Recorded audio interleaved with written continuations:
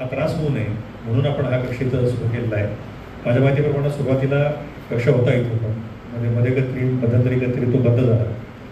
पण इथल्या महिलांना त्यांच्या भरोशासाठी किंवा त्यांच्या मदतीसाठी ठाण्याला यायला लागू नये हा याचा माझा मुख्य उद्देश आहे. तसं आता सांगण्यात आलं की पूर्वीची एकत्र कुटुंब व्यवस्था होती, नुसत्या फॅमिलीज वगैरे असायच्या. आता पूर्ण जसं समाज बदलला आहे त्याप्रमाणे कुटुंब देखील बदललेली आहेत. घरातल्या महिलेचे प्रॉब्लेम वेगळे आहेत, पुरुषांचे प्रॉब्लेम वेगळे आहेत, बऱ्याच ठिकाणी विसंवाद आहे. पण पूर्वी एक होतं की विसंवाद जरी असला तरी देखील समाजाच्या प्रेशरमुळं टोकाचं पाऊल घेतलं जायचं नाही की जाऊ द्या, सहन करू असं करत घेऊन जायचं. पण आता ज्या पद्धतीची वेगळी हे येतात की घटस्फोटाची कारणं काय, तर नवरा जोरात भरतो किंवा बायको खूप भरते म्हणून घटस्फोट घेतला जातो, किंवा नवऱ्याला कुत्रा आवडतो आणि मला मांजर आवडते आणि तो कुत्रा मांजर घरामध्ये एकत्र राहत नाहीत म्हणून आम्ही घटस्फोट घेतला. काही असं चाललेलं असतं. त्याला कारण पण असं आहे की महिला देखील आता आर्थिकदृष्ट्या सक्षम व्हायला लागलेल्या आहेत.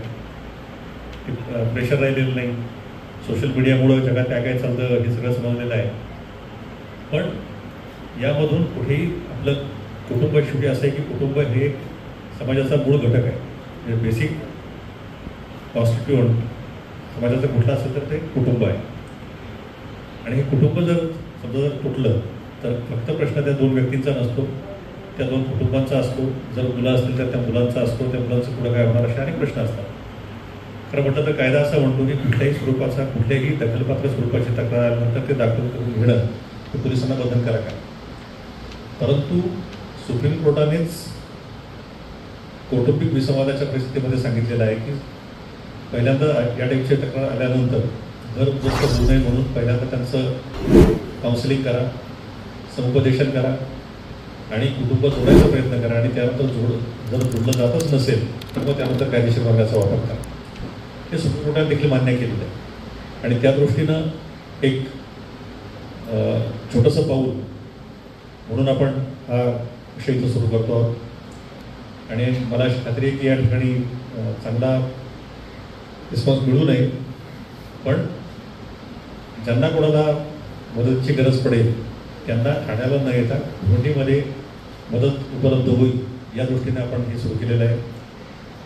आजचा दुसरा एक महत्त्वाचा दिवस या अर्थानं आहे की आजपासून 3 नवीन कायदे आपण देशभरामध्ये अंमलात आलेले आहेत. आपल्या जुन्या कायद्यांचा जर आपण विचार केला तर हे कायदे 1861, 1871 वगैरे या काळामध्ये होते. म्हणजे 1857च्या स्वातंत्र्याच्या उठावानंतर भारतीयांना दाबण्यासाठी म्हणून ब्रिटिशांनी हे कायदे आणले. ते कायदे बदलणं आवश्यक होतं आणि त्या बदलाची हे कायदे पूर्ण बदलले नाही, परंतु ज्या गोष्टी काळाच्या ओघामध्ये बदल होणं आवश्यक होतं असे बदल याच्यामध्ये केले गेलेले आहेत. आणि आजपासून या एक वेगळ्या कायद्यांचा वापर करून आपण चालणार आहोत. त्यामुळं आज 1 जुलै म्हणून त्यामुळे मला आठवलं, मी नंतर त्यांना DCP झोन 2ला विनंती करेन याबद्दल थोडंसं आपण जास्त अजून मार्गदर्शन करावं.